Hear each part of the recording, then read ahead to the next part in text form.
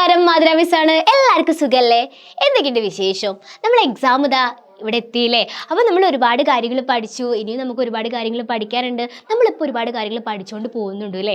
അപ്പോൾ മക്കളെ, ഇന്ന് മിസ് വന്നിരിക്കുന്നത് ഒരു കഥാപാത്ര നിരൂപണം എഴുതുമ്പോൾ ശ്രദ്ധിക്കേണ്ട കാര്യങ്ങളായിട്ടും അതേപോലെ തന്നെ ഏത് രീതിയിലാണ് കഥാപാത്ര നിരൂപണം എഴുതേണ്ടതെന്നും പറഞ്ഞു തരാനാണ് കേട്ടോ. എടാ, മിസ്സിന് ആദ്യം പറയാനുള്ളത്, ഒരു കഥാപാത്ര നിരൂപണം എഴുതണമെങ്കിൽ നമുക്ക് കഥാപാത്രത്തെ അറിഞ്ഞിരിക്കണം അല്ലേ? അപ്പം നമ്മൾ കഥാപാത്രത്തെ അറിഞ്ഞിരിക്കണമെങ്കിൽ അത് ഏതൊക്കെ പാഠഭാഗത്തിലേതാണ് അറിഞ്ഞിരിക്കേണ്ടത്? അതാണ് മിസ് എപ്പോഴും എൻ്റെ മക്കളോട് പറയാറ്.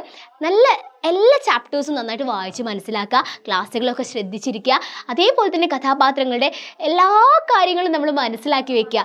അതൊക്കെ മനസ്സിലാക്കി വെച്ച് മാത്രമേ നമുക്കൊരു കഥാപാത്ര നിരൂപണം എഴുതാൻ കഴിയുള്ളൂ. അപ്പോൾ ഒരു കഥാപാത്ര നിരൂപണം എഴുതുമ്പോൾ ശ്രദ്ധിക്കേണ്ട കുറച്ച് കാര്യങ്ങളൂടെ പറഞ്ഞു തരട്ടെ? യെസ്, നമ്മൾ ആ ഒരു കഥാപാത്രത്തിൻ്റെ രൂപം എന്താണ്, എങ്ങനെയാണെന്നുള്ളതൊക്കെ ആ ഒരു കഥാപാത്ര നിരൂപണത്തിൽ ഉൾപ്പെടുത്തുക.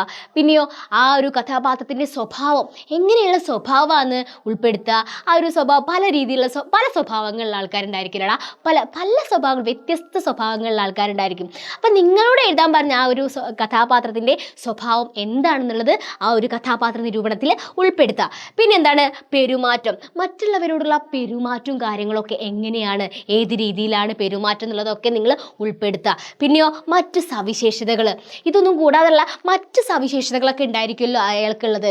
അതിപ്പോൾ ഒരു പെണ്ണായിക്കോട്ടെ ഒരാണായിക്കോട്ടെ, നിങ്ങൾ പഠിച്ച് വെക്കുക.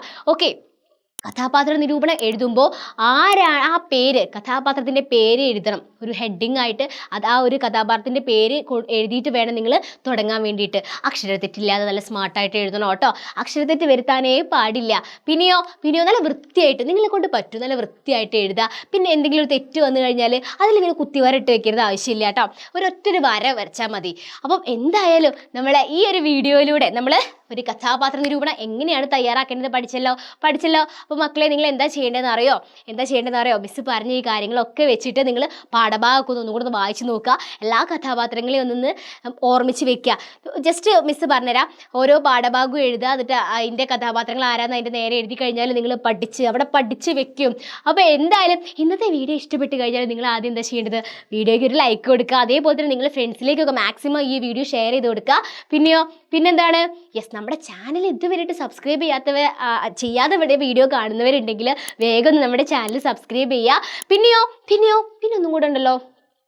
യെസ്, മിസ്സിൻ്റെ ഈ ഒരു വീഡിയോയുടെ ഈ ഒരു ക്ലാസ്സിൻ്റെ അഭിപ്രായങ്ങളും കാര്യങ്ങളൊക്കെ നിങ്ങൾ എവിടെ രേഖപ്പെടുത്തേണ്ടത്? യെസ്, താഴെ കമൻറ്റ് ബോക്സിൽ രേഖപ്പെടുത്തി കഴിഞ്ഞാൽ സെറ്റ്.